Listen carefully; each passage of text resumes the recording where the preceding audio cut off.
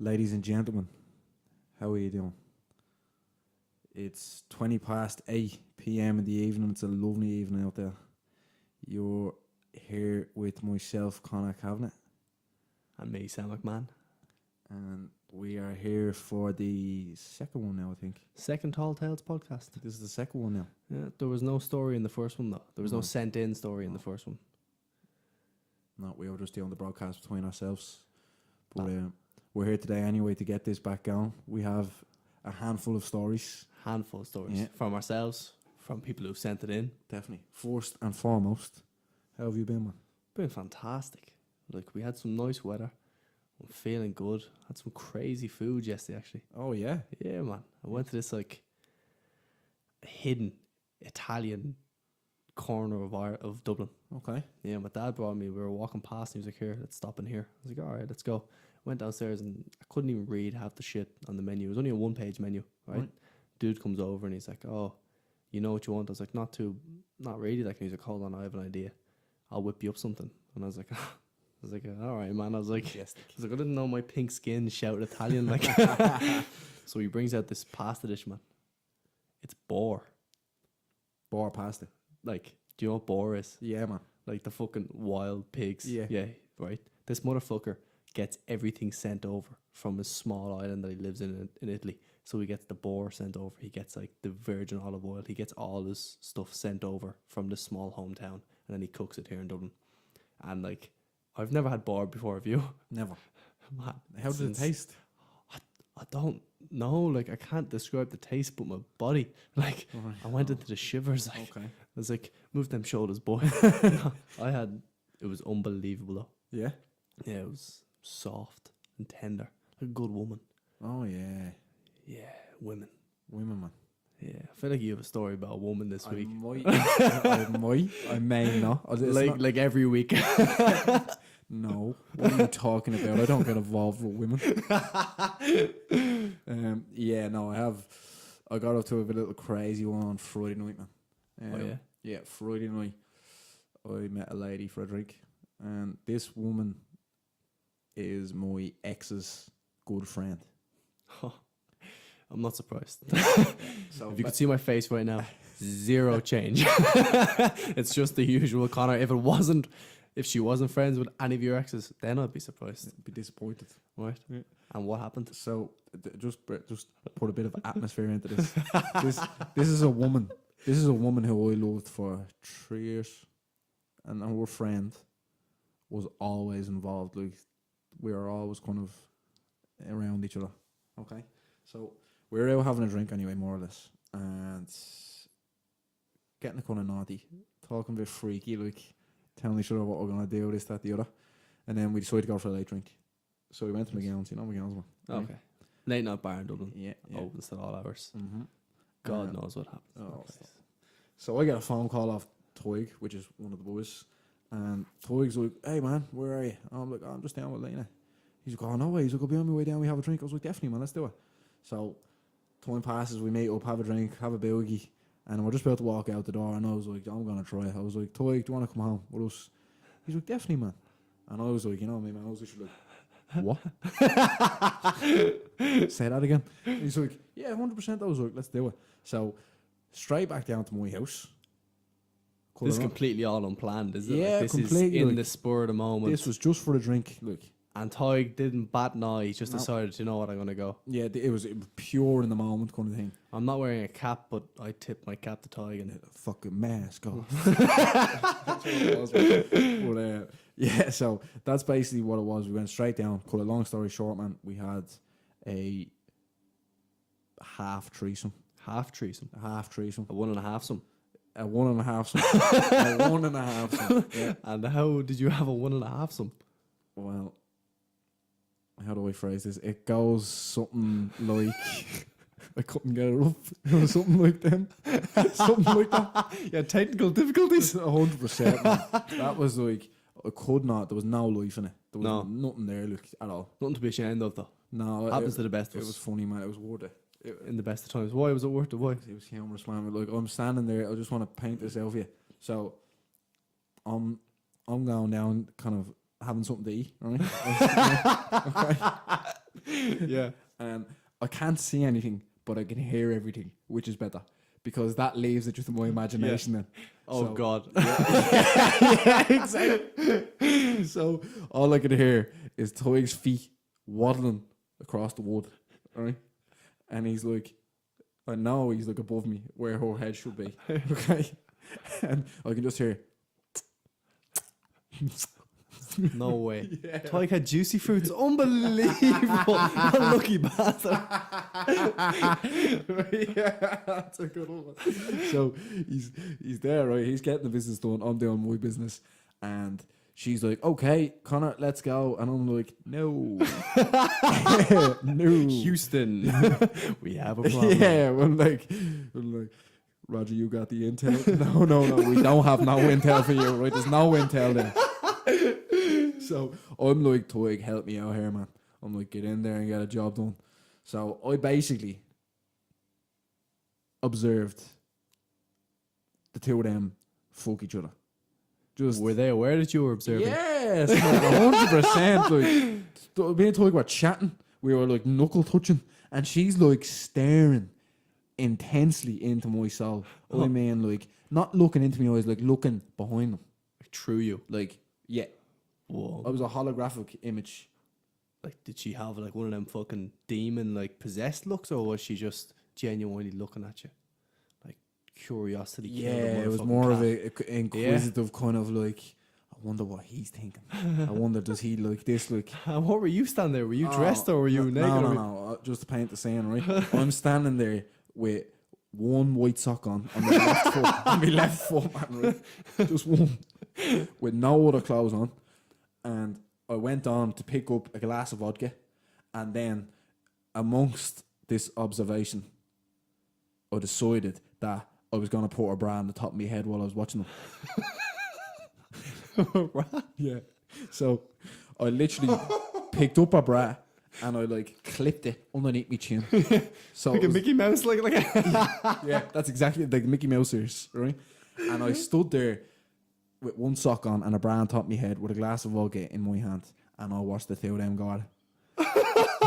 And for a few moments it was okay. Like Toig looked at me, he was like, "Oh, fucking crazy motherfucker."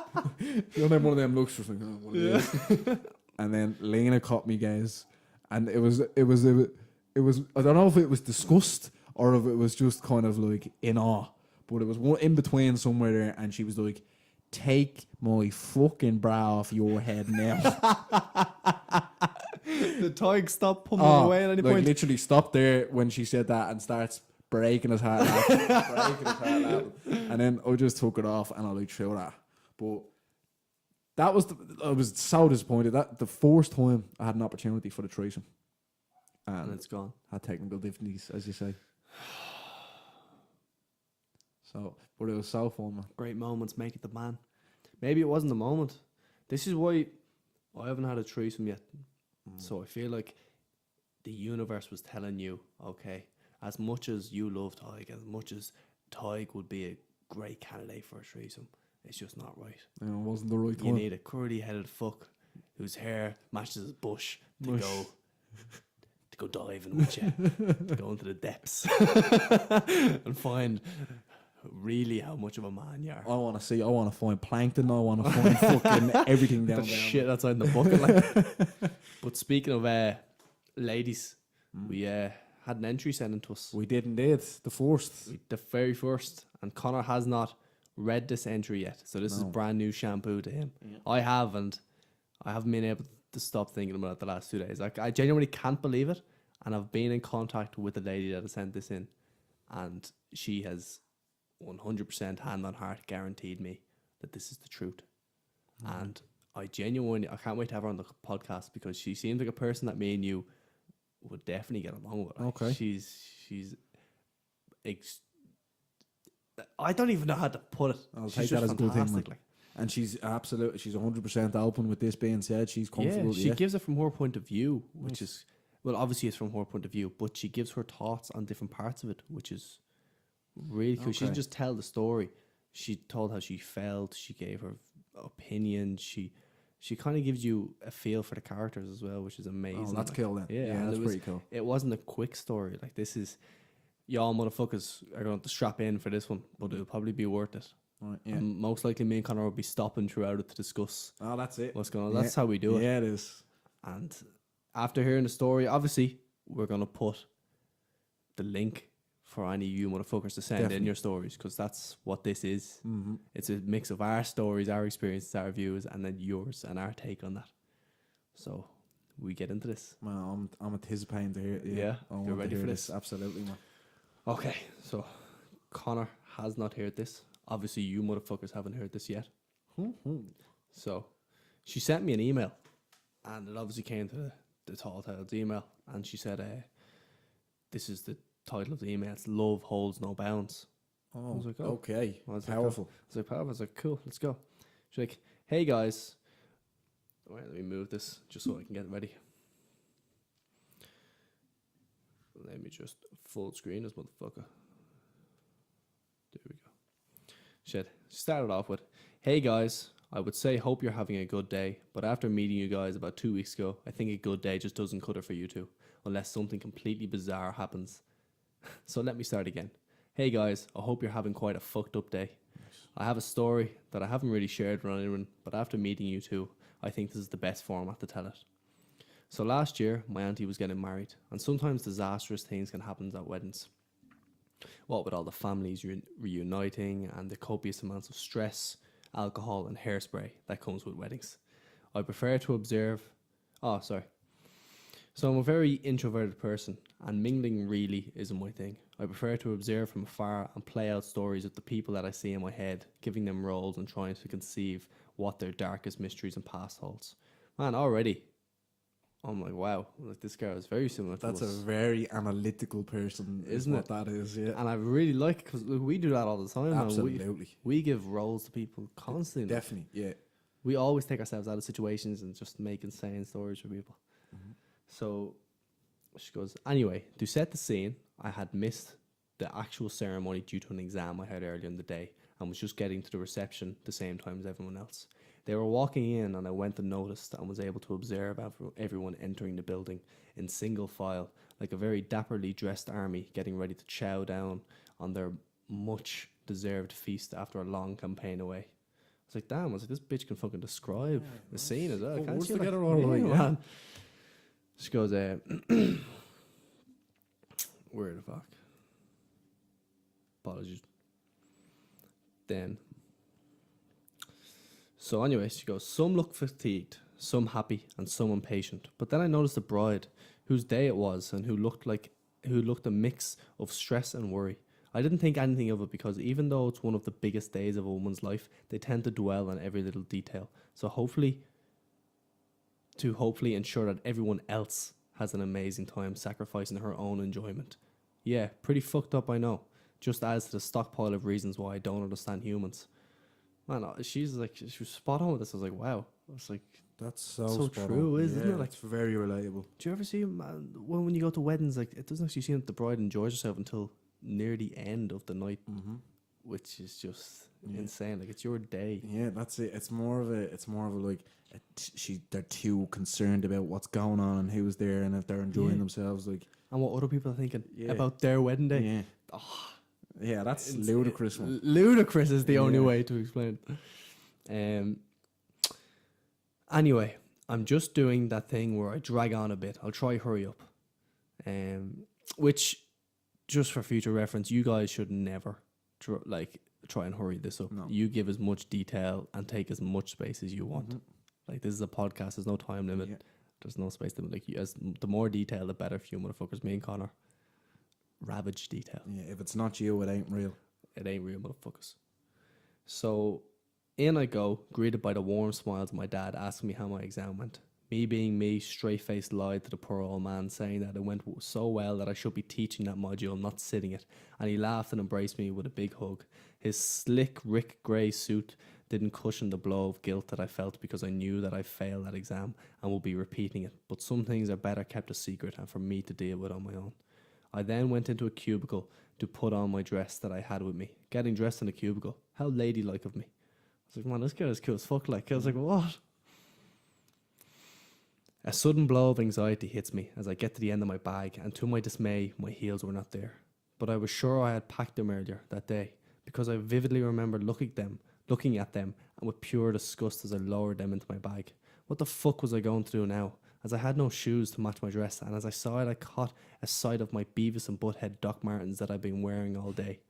Am I actually about to fucking do this? Am I actually about to wear these Beavis and Butthead Docs with this dress?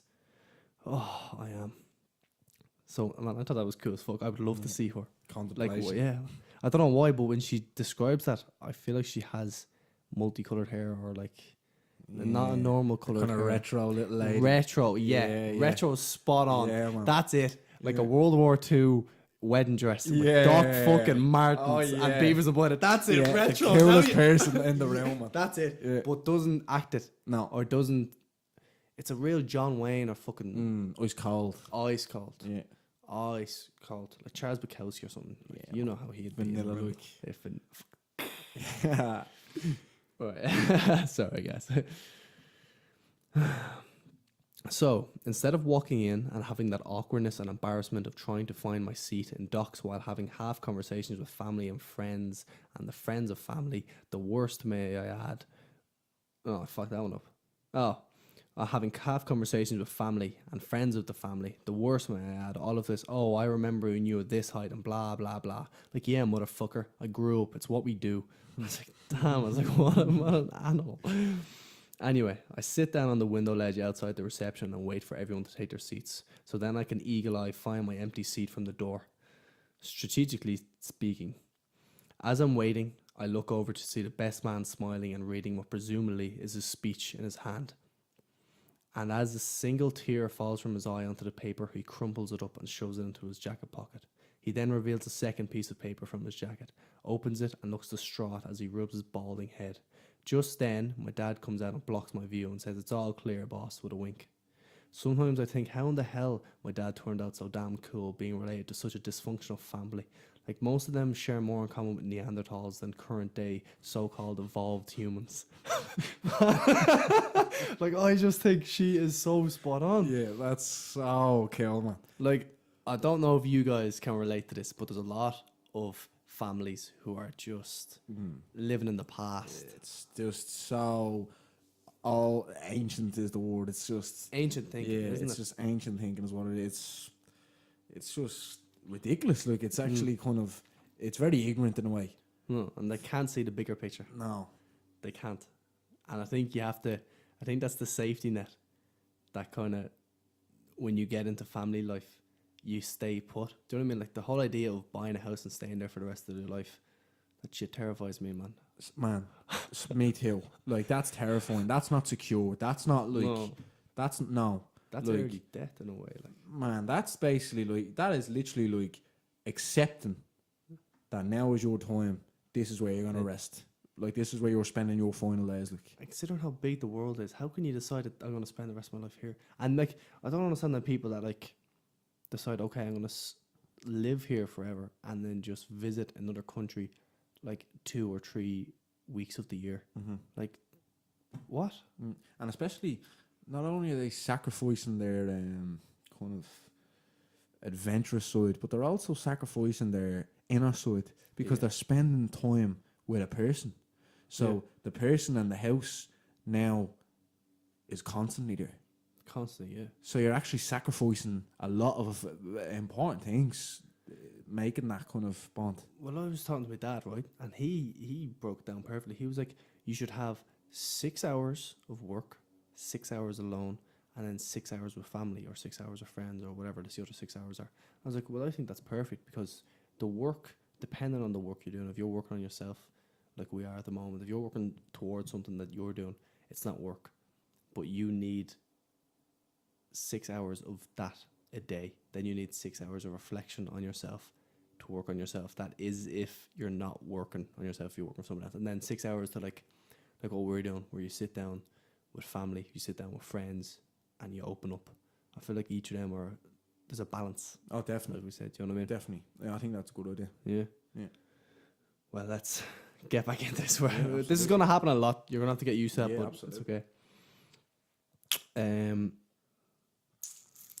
Yeah, so sometimes I think that my dad turned out so. How did he turn out so damn cool, being related to such dysfunctional family? Like most of them share more in common with Neanderthals than current day so-called humans.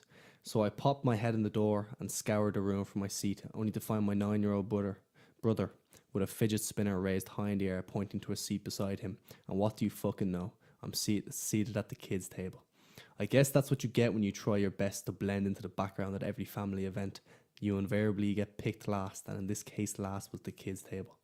It's strange because most people would be up in arms about being on the kids' table, especially at 21 years of age, but for me, it sent a wave of relief throughout my body as I walked towards the table in my creased dress and my Doc Martens. I slumped down on the table and did our signature side slap and knuckle touch with my little bro as I blow a few strands of hair out of my face. He leans over and whispers he loves my choice of outfit and bursts out laughing, to which I take his fidget spinner and drop it into his soup to the absolute delight of all the other kids at the table. I love kids' tables because they are... Oh, I love kids' tables because there is no pressure to consume alcohol, no bullshit small talk about jobs or family, and most importantly, no judgment because kids don't learn that until later on in life. Well, not these kids in any way. And I don't know about you, man, but I agree with that. That's another good observation. Isn't it? Yeah, it is. And you can tell where she's a little bit of a vindictive side to her as well. She's like, man. You laugh at my outfit, I'll put your spin on the I'll take what's most important to you and fuck it up. I love vindictive. Oh, God. Yeah, see, I keep losing my space every time I laugh. Okay, there is. Yeah. So fuck me, I'm dragging on here, but come on, Sarah, get to the damn main act of this story. Okay, so just like any wedding, the usual wedding antics transpire. People eat, they laugh, and begin to celebrate by consuming copious amounts of alcohol, to which inevitably, knowing my fucked up family works,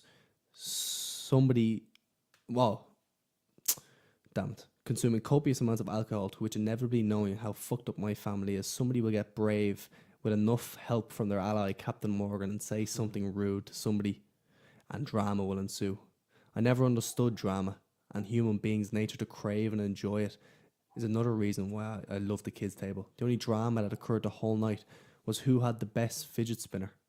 And me being the oldest, the power was bestowed upon me to decide. I didn't care who had the coolest looking spinner, but there was a young girl on the other side of the table who, just like me, didn't really fit in. I picked hers and said that her spinning skills were like no other, to which she became the most popular girl on the table. I always find that if you're in a position to improve a person's position or their confidence in any given situation, then you should, because something that maybe is a throwaway moment to you could mean the greatest deal to someone else. Oh man, I think that's spot on as well. That's cause for the greater good is what that is. That's, isn't it? That's deep. Do you know what that is? That's like, do you know the way Batman goes out in the middle of the night? And Batman. Sorry, go. Listen to me, right? Batman is the crusader who dresses up in these leggings that you all know of, right? And he goes out and helps the weak. He helps the weak, and he is in a position of complete power and richness. Completely. Yeah? And he covers himself. Yeah, and he, not even to cover himself up. I just think it's funny that he walks around with leggings on. But he's a crusader, man. He's going out and he's a vigilante of such. He's helping the people that he could easily just turn a blind eye to, because it's nothing really to do with him, is it? And by doing the things that he does, he makes an absolute massive difference in these people's lives. And the thing is, like, so many people look up to Batman, so many people like obsess about characters like Batman, when in reality, in your day-to-day life, you could easily be Batman to other people. You could easily go out of your way to make someone's day or to help someone. Do you know what I mean? So, like, you don't have to dress up in tights or fucking go out at night, even though me and Conor go out at night constantly. Conor goes for random 3-hour walks at night and finds himself. I just want to say, if you do either of the above, if you wear tights and if you go out at night, go to a fucking psychiatrist of some sort. Go, that's not right. I just want to classify that now. Go get some help if that's what you do during your nights. Oh god. I just wanted to clear that up. Just Just in case there was anyone sitting at home and while we were talking about tights and going out at midnight, they were like, "Oh yeah, I do that." Imagine if someone listening to this right now that was out at like 3 a.m. in tights. Man, I feel so bad. Oh well, No, listen, I- right in let the us show know. notes. In the show notes, there's going to be a helpline for you. Oh yeah, let us know. Yeah, Let us know. yeah, let us fucking know why you go out at night. Why you wear tights. Yeah. Maybe you can persuade us to go on the dark side. Oh man, we need to get back to Sarah. We need to get back to Sarah. Thank you, Sarah. Okay. Here we go. Right, I'm just still trying to find this every time. There, okay. God fucking damn it, Sarah. You're rambling on again. I need to stop this. Just get it together. In a world of my own, lost in the train of thought, I was suddenly and abruptly snapped out of it by the sound of a piece of metal clinking against the glass. Well, that's a lie, actually, because the sound of the clinking against the glass didn't actually distract me. It was rather the smashing of the glass that did it for me. Never have I heard of the best man smash a toasting glass as he was holding it, but there was a first time for everything. He was past the new glass and wittily joked the disaster off to the concession's laughter. I observed as he withdrew a piece of paper from his jacket, one that was straight and had not been crumpled, which led me to believe that this was the speech he looked concerned about. The speech was nothing special, the usual dross about growing up together, him being the luckiest man in the world to have such a beautiful, amazing woman in his life, blah, blah, blah, blah. And then the toasting ended and I was able to return to my own fairy tale imaginative world. Two big yet gentle hands, ones that felt like they've never done a hard day's work in their life, landed on my shoulders. And as I was messing with my brother's fidget spinner, Jesus, that's a fucking hard sentence to say. The surprise of the giant womanly hands, very much like Nicole Kidman's. Check that picture out, guys. Have you seen that picture? Yeah, I have. Man, it's Fucking shovels. fucking Nicole scissor finger. She's terrifying looking. Check that picture out, guys. Made me drop my brother's fidget spinners into a melted sludge of chocolate and vanilla ice cream that was on the table. And for the second time tonight, my brother had to fish his most prized possession out of a pool of questionable liquid, all while cursing me under his breath. Poor bastard. I turned to see my dad standing there, asking if I wanted to go outside for some air. I swear that in that moment, even though it was pitch black outside, a beam of light shone down upon this Aristotle figure of a man in his Hercules-like manner. For the first time that evening, I stood up and was surprised that at this stage, myself and the chair were not conjoined twins, like that fucked up TV show Cat Dog. You guys remember that shit? You remember Cat Dog, man? No, I don't. What? No, I don't know. Do you remember there was like the show on Nickelodeon or Cartoon Network? Where Cats and dogs. No, that was a movie. That was Okay, class. Okay. This is an animated cartoon where like it's one animal, one half of it is a cat, one half is a dog, and it's put. Oh, I swear to God. Oh man, no, hold on. This deserves to be paused Yeah, because just I'm in gonna. case anyone there, I was looking at Sam like he had 14 years when he said that to me. I feel like half of them will understand and half of them won't. Okay. Okay, you can take the time to look this up with us, guys. And Connor, I don't know if this is gonna remind you of anything. Oh shit! Yeah, man. Fuck yeah! Do you remember that shit? Dude, man. You remember that? Yeah. Wasn't that such a fucked up show? Man, I was living. I could have been about 5 or 6 when that was like proper. Same as myself. Can you imagine watching that now on some sort of narcotic? No, fuck no. Absolutely fucking not, mate. Yeah, man. So, Okay. oh, she said that was like her in the chair, which I thought was pretty funny. Okay, actually. yeah. 'Cause she's been sitting on it the whole. Like she hasn't got up once, supposedly. Anyway, we walked outside, to which my dad had found a secret exit that led out to a balcony that overlooked the castle that was nearby, our own little private sanctuary. We sat down with a sigh of relief, my dad with his wine and me with my sparkling water, as he pulled out a joint and passed it to me. He said, "Congratulations on getting through that institution they call a college." I laughed and said, "It's an institution, all right, but whether it falls under the category of education, I'm not too sure." He noticed my docs and my dress and asked what that was all about. I told him that I'd definitely put my shoes in my bag, and he said, "Sure, who cares? It looks like it's just what the doctor ordered." A terrible dad joke, yet from that conversation after conversation ensued until the sound of a church bell rang throughout this night sky. Only then we realized that we had been out here for just shy of 2 hours, and to our trepidation, we stood to return to the mayhem of the wedding, and my God, never has mayhem been so accurately used to describe a situation. Okay, man. Now, up until this point, I was enjoying this story she was telling. You know what I mean? She was really building like a character basis. Like I kind of got a view of it in my head, and then shit hits the fan. Oh, When she says mayhem, like the story is called "Love Has No Bounds," or whatever it is. Mayhem should be in I'm it. kind of, just because I'm, you know me, man. I observe and I analyze. Yeah. I'm kind of I think I know what's going on here. What's gonna happen? Man, I would. Okay, just to reiterate, Connor has not seen this at all. No. So like I'm like Sarah sent this. I'm the only one that read it. That's what we're gonna do from the future. Yeah. It's you send in stories. We're gonna take turns reading them and compile them together, and the other person doesn't know. So Connor, will you just give us insight into what you think is about to happen? Man, okay. Because this is Okay. equally as interesting. Right. Well, if I do that, I know it's gonna be hard. But will you try not react, Zero reaction. whether I'm wrong or right? I'll try. Like Yeah. I'm impressed by a lot of things you do on a Oh, daily no, basis, so thank you. I'm getting more in tune with controlling that impressive face that I usually pull. Thank you, man. So go. So basically, what I think is going to happen is that she's going to go back in, and the groom would have been, because he was kind of suffering with whatever was going on. He was on two minds of whether he was either going to speak the truth or That was the best man that had the speech. oh, that was the best man. Yeah. Okay, well then the best man was debating. Then he was up to something. He was saying, "Do I speak the truth or do I say this?" So, just from what I'm thinking, I'm taking from this is there could be an incident where the best man could be involved with the wife. There could be an incident where the best man has something on the husband. I don't know. So that's where I would have guessed that anyway. And that's what you're going with so far. That's what I'm gonna go with so far. Fair. Well, you've picked up on what she's put down because Yeah. she's made the point. She's been very kind of point clinical on it. of pointing out him Yeah. and his doings. So like I think Why would he I'm be not- important to the story? I think so. That's why I kind of zoned exactly in on she him. wouldn't have mentioned him if Exactly, it yeah. didn't have anything to do There's with it. something Like. going on with him, alright.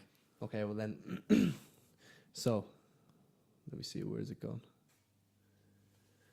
Only then have we realised that we've been out here shy of 2 hours, and to our trepidation, whatever the fuck it is, we stood to return to the mayhem of the wedding, and my God, never has mayhem ever been so accurately used to describe a situation.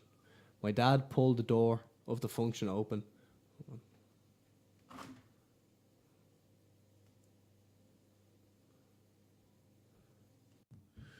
Apologies, we hit some technical difficulties there. Believe it or not, the fucking power went. And no, he wasn't trying to get me up. Connor's not wearing a bra on his head. This isn't happening right now. So, let's get. Oh, sure, there's not going to be a pause in this. We paused, and the atmosphere kind of dropped a bit, but we're going to pick it back up No, right right, now. the exact same tone. Okay. And my God, never has mayhem ever been so accurately used to describe a situation. My dad pulled the door of the function room open for me as we laughed, only to hear a musicless room filled with people crying, shouting, and the main table in which the bride and groom, along with their family, sat, turned upside down. My mom had spotted us and came rushing over, saying, "Where the hell have you been?" Well, as I turned around, I realised that Dad didn't follow me into the room. He must have seen the havoc and removed himself from this fucked up equation. That brilliant bastard. Genius, I thought as well. I was like, this dude sounds like a fucking cool cat. Yeah. So my mom, in a panic, begins describing what had just taken place while we were away. I've kept you all waiting in anticipation for long enough, so are you fuckers ready? Turns out that the babysitter that was looking after the bride and groom's baby had gone missing about 30 minutes prior to me and Dad escaping. For obvious reasons, everyone was alarmed and stressed about where the whereabouts of the baby was. Finally, to the relief of everyone, the babysitter got in contact after an hour to check in without realizing the commotion she had caused. I looked around and thought to myself, well, if the baby is all well and good, then why is the table upside down and why are people still crying and arguing? Thankfully, my mother is a sponge when it comes to details and happenings of any situations, and she proceeded to tell me exactly what unfolded post-baby relief without taking a single breath. a feat even Michael Phelps would have been proud of. I was like, man, I was like, this bitch has like serious relatability, doesn't she? Yeah. So she says, okay, Sarah, this may be hard to believe, but bear with me here. What she tells me results in my jaw growing ever so close to the floor with every passing sentence. It turns out that after the baby was secure, the bride did multiple shots to calm her nerves so she could enjoy the rest of her night. Now, I don't know if you know, but some women starve themselves prior to a wedding so that they look thinner in a dress, and then some forgo the actual meal that said wedding. Fucking lunatics. The meal is the best part of the wedding. So right. Touche, man. I have to say, I don't really enjoy weddings, but the meals are always good. Always so good. Yeah. There's always like crazy different desserts as well. Did you ever get that? The chocolate little cake with some vanilla on top there, man. And Connor's thinking of chocolate cake right now. He's getting turned on now. Oh wait, It's a lie. I'm gonna ring the female, but like, here, I know how to get him hard next time. Just add a bit of chocolate cake, make it a foursome. Yeah, but that's crazy how some women starve themselves as well, isn't it? Yeah, that's a social kind of side to it. It's like, I want to look good on my day. I don't want anyone thinking this, that, the other.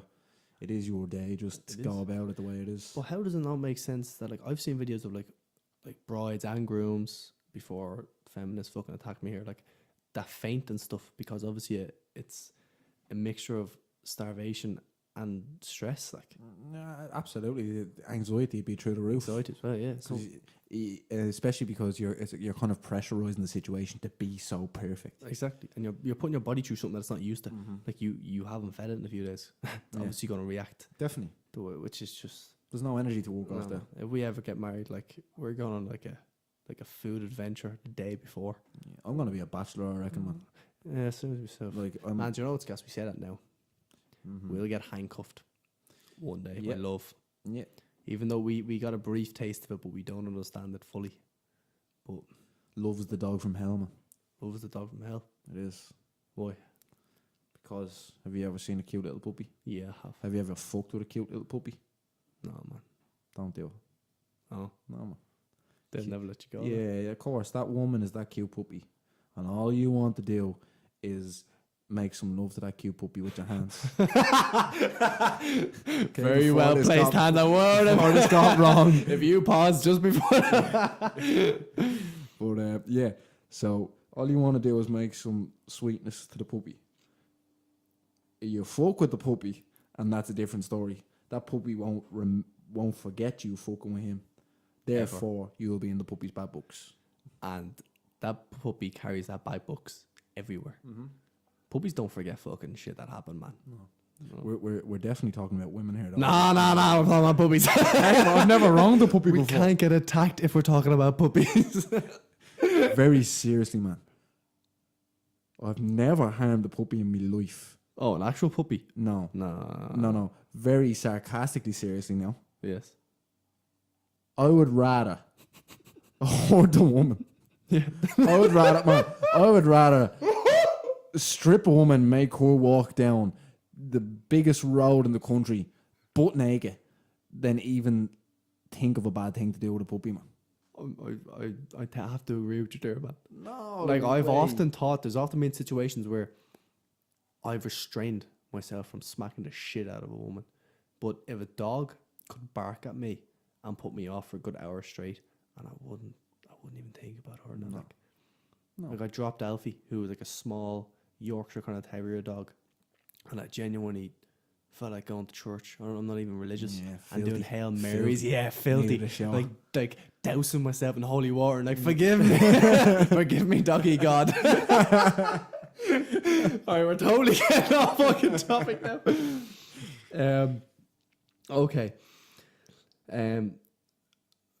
Yeah, fucking lunatics. The meal is the best part. Anyway, this bride had done just that and then drank high percentage alcohol on an empty stomach, which resulted, in the words of the Big Les show, getting absolutely fact. If you don't know, lads, this is how me and Connor actually met Sarah. Like, we said a quote from the Big Les that we always do it. The Big Les is a great show. Go to YouTube, check it out. Fantastic. But we said a quote when we were out one night, and she picked it up, and she came over. She was like, "Oh, she's returned a quote," and bang, it was an instant friendship. Yeah. And that has happened with you. Oh, definitely. Definitely. Yeah. Numerous. Like there was a time where I met this person in the bar that I was working in. Like, You only started working there, weren't you? no, yeah, this beforehand even. This before right. the nightclub. This was in when I was working in a bar. Okay. And I remember I was like, "What's going on, mate?" And that's one of the most famous introductions these guys have. And I was like, "Oh yeah, not too bad, mate." And I looked at him, man, like my head nearly broke. What did you just say to me? And he was like looking at me so cool. He was just like, "What's going on?" And I was like, "I've never met anyone that could have this conversation with me apart from yourself." I think it's a statement of who they are as well. It Like is, you know that you're already going to be friends. It's a real presence as well. It's like walking into a room and someone's like, "Yeah, look at my gun." And he's like, "Yeah, look at my fucking gun." You man. Yeah. And just like tapping guns. That's it. We are talking about guns in this situation. Yeah, This is not the whole puppy fucking. You know, this is this is Yeah, nah, it's just a sign of acknowledgement. Nah. Okay, let's go back to this. My mother then proceeds to tell me that after numerous shots, the bride had a meltdown and told her best friend in the bathroom that she and the best man had been occasionally sleeping together for the past 3 years and that she is completely and utterly in love with him and that she doesn't know what to do. Boom! And that means... Connor, spot on with this one. Oh shit! I gazed around the room to find that the bride was nowhere to be seen and that the best man was sitting with his head in his hands at a table with his wife screaming at him. Now in my head I'm thinking, wait a fucking minute. If the bride said this in private to her best friend, how in the hell did it manage to leak so quickly to everyone else at the wedding? Well guys, it turns out that the groom's mother was just so happened... it turns out that the groom's mother was taking what I presume was a massive post-steak dinner shit in the cubicle behind where the bride was confessing her darkest secrets. Now, obviously, nobody knows the details of what happened in that toilet when the mother heard the news, but I imagine she leapt up, unwiped shit glazed across her saggy cheeks and bust down that cubicle door like motherfucking Hightower from Police Academy, presumably not telling her she has the right to remain silent. Man, have you seen Hightower? Yeah. Man, Hightower. For all you motherfuckers that don't know, Hightower is a 6'7" black dude. And when I read that, I was in ribbons. Unwiped shit glazed across her saggy ass cheeks. Even putting yourself in that situation, just try to be a 60-year-old woman here, right? In a dress. Just try for a second, and just imagine hearing that news and just pulling the knickers up the legs, just jumping up a bit. You have a little toilet on the side. It's okay. I need to open this door. Like, what would you even say? What's the first thing you'd say? God knows, to find out her son. Like, her son is about to marry this woman. Like, what a shit day. Like, oh, literally man. shit. Literally fucking excretion. Right. Okay, let's go. So anyway, I love how anytime we pause, it actually says so anyway. As if she knew we were going to stop and discuss that. Anytime it's done before that, I swear to God, this says it anyway. Oh, we should actually post the actual story in the show notes in case anybody wants to see it. In case they want to have a little rave for themselves. Yeah. Because you know how people take different things when they actually read things. Plus, we interrupt constantly. So anyway, my own playful visions aside, my mum continues debriefing me on what happened next. The mother and the bride apparently got into a fist fight in the toilet, which ended up pouring out into the function room, which resulted in, obviously, the band stopping and people rushing over to break them up. As my mum was telling me this, I couldn't stop my imagination running wild as I stared around the room, playing every detail out in my mind. So when the women were separated, the groom's mother spilled the news to everyone else at the top of her voice to what I can only assume was a wave of gasps and surprise, with one motherfucker saying, "I fucking knew it!" There's always one. There is always one. I'm there thinking, wow, I knew my family was dysfunctional, but this goes way beyond anything I could have imagined. This resulted in everyone looking at the bride, then to the groom, and then to the best man, who was standing at the back near the main table. The groom, I'm sure, couldn't take all of this information in at once. The groom, I'm sure, couldn't take all of this information in at once, but in his human, emotional, rage-filled state, attacked the best man, sending him through the main table. They rolled around on the floor, pummeling each other until they were dragged off each other. In the moment of distraction, the bride had made a dash and escaped out the door of the function room. My mother told me that this has all happened about 20 minutes ago and that the groom had left with his mother to get the baby and go back to the hotel room. After receiving this wave of information, I glided through the crowd in my docks, observing my family, friends, and the family. I glided through the crowd in my docks, observing my family, friends of the family, and people I had never seen before. An array of mixed emotions, some already gossiping, others sitting in pure disbelief, and others completely distraught. Even though this was my family, I didn't know how I felt, partly because I was high, and partly because I still wasn't sure what to make of the situation. So I made the decision to soak in the emotions and the atmosphere in the room, and then maybe appeal to my humanistic side and land on a feeling. Nope, still nothing. I thought that was cool as well, wasn't it?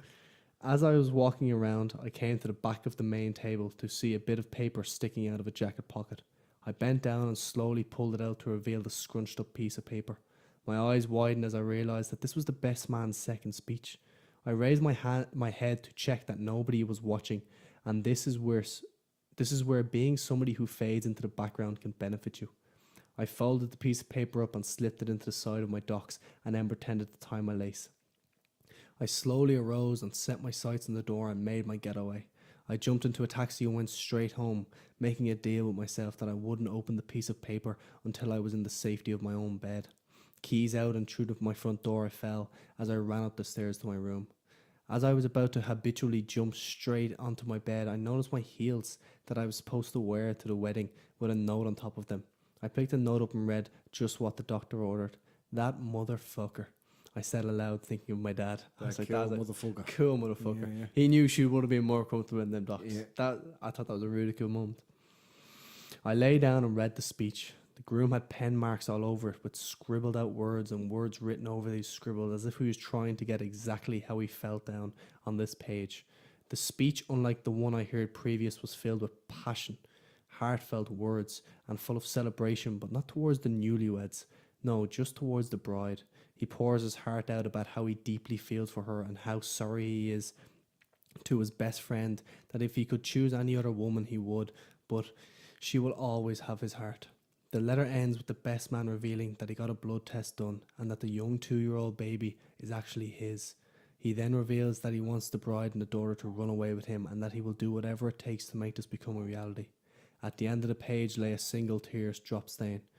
I finish the speech and sit there lost, yet with an inherent sense of sadness overwhelming my body. I've never been in love, you see, so I cannot relate to how everyone else is feeling, but the emotion I felt pouring from that letter gave me an insight into what love might be like. I heard the front door to my house open and my family walking in, only I could hear something that I've never heard before. My dad was inconsolably crying. I thought to myself, my dad surely couldn't care that much about everything that has happened to be this devastated. That Abby acting motherfucker is just looking for sympathy sex. I was like, class. In that moment of just overwhelming feeling, she can come up with this. Absolutely. I walked downstairs with the speech in my hand and into the sitting room to my dad standing there by the mantelpiece. I said Dad as he turned around and looked at me, eyes bloodshot from crying. He sniffled and said, Sarah, your auntie committed suicide tonight. The world fell around me as I thought of my family, my auntie's child, and for a reason that still to this day I cannot figure out. The best man. I thought of the best man. I grabbed my dad and hugged him tight as he cried onto my head, and I scrunched back up the piece of paper behind his back. I can't believe that his sister, my auntie, had committed suicide that night. It still wasn't real. My auntie had gone back to the room that night and overdosed and ended what was a night that should have been one of celebration, happiness and openness, changed to one that will never leave the memories of all who were in attendance. So yeah, guys, a year on and things still aren't completely back to normal, but I thought I might share my story with you guys. So yeah, that's my tall tale. Sarah. That's fucked up, man. Wow. That took a turn, that did. That took a serious turn. Shit. She committed suicide. Thanks for sharing that with us, sir. Yeah, thank you very much, sir. That's a deep one.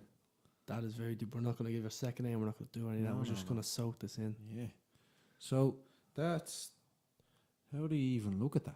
Man, I genuinely was seriously emotional after reading that.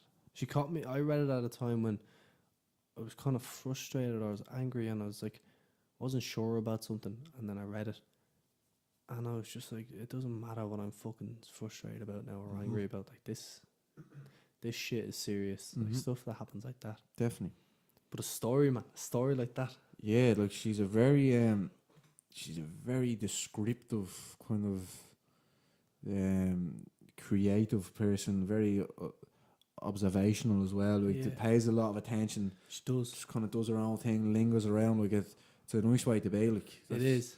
I like them people. She's introverted, but at the same time, she's extroverted because like she takes in everything that everybody else is doing. She doesn't like distract herself by looking at her phone or by doing that, but she actually distracts herself by using people as kind of like pawns, like which is cool. She's very much in the moment. I feel Very. because even when she was talking about sitting with the kids, that was like that one table. Even though people would have been, as she said, like throwing up a ruckus and all this, she was very much kind of only person to be in the moment in that time.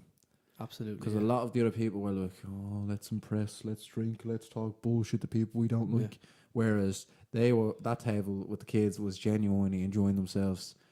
No judgmental kind of. Kids don't think like that. They just want to have fun. Genuinely just want that fun. That's one of the reasons I love kids as well. Man, we have a lot to learn from the kids. That's kind of crazy, man, because like a lot of them kids wouldn't realize what had happened that night.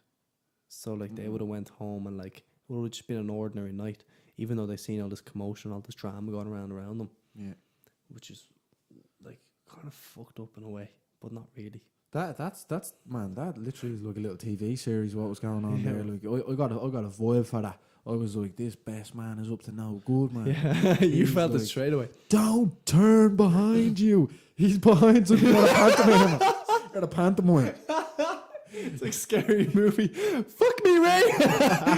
But man, it's crazy how like she fucking, I don't know if deuced is even a word, but she deuced us with the whole baby thing where she was like, oh, like the baby's gone missing. And I was like really let down because the way she built it up and then she said the baby's gone missing. I was like, oh, because I thought the same as you. I was like, all right, something to do with the groom. Like, why would she have mentioned that? And the baby thing, and then boom, the groom. And then you think it's over with like the mother finding the bride in the toilet and everything, and then that, man. That was definitely like a dark twist. I'd say that was the most unsettling atmosphere to be at when that kicked off. Definitely. I'd say it was the most unnerving, eerie kind of situation ever to be a part of. Man, I can only imagine like they were obviously all still in the function room when they heard the news that she committed suicide. Mm-hmm. So like they would have been processing all this shit and talking so much smack about her, and then literally, fucking 40 minutes later, bang, she's gone. Like I'd say they would have felt fucking that would have weird. been overwhelming, man. Completely. Very grief kind of as well. There'd be a lot of grief there. And like, see, I love how like she's really descriptive about the whole story, but then when it comes to the end, she's just to the point, and she just says it because obviously that's the part that really gets to her.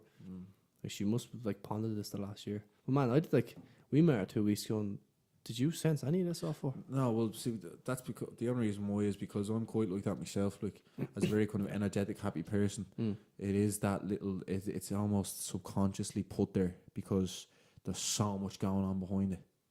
And like, but you deal with things very well. I noticed that about you. Like, I feel like you and her, man, she's definitely gonna have to go back into life. But like you and her, no matter how much shit is going on behind the scenes, you're a fucking Brad Pitt as soon as you get into the view of anybody else, and as soon as anybody else is talking to you, like why, like you will deal with that shit in your own time, and you'll be your full self. Regardless, I think that's a perfect description you put of a Brad Pitt in a sense because it is like almost taking on a role. Yeah. So I think that was very well put because it is. It's like look, I have things going on, I have other concerns, but I'm here to do what I want to do, or I'm here to do a job, or I'm here to have fun. So man up, look, you're not going away. Switch on, switch off. It's like different parts of the brain, like. Yeah. You know what I mean? Yeah. That's pretty. Well, this Tall Tales episode is ended on a sad note. It is on. It's on. We left a deep one, which is a deep one. However, the themes of each episode depends on the stories, I guess, don't they? They do. So if you're going to send us a happy story, it's going to be a happy podcast. If you're going to send us a deep one, it's going to be a deep one, a sad one. And we probably will. Don't worry if you're coming into the show, you're writing into us. Don't worry, we'll probably be getting a few there.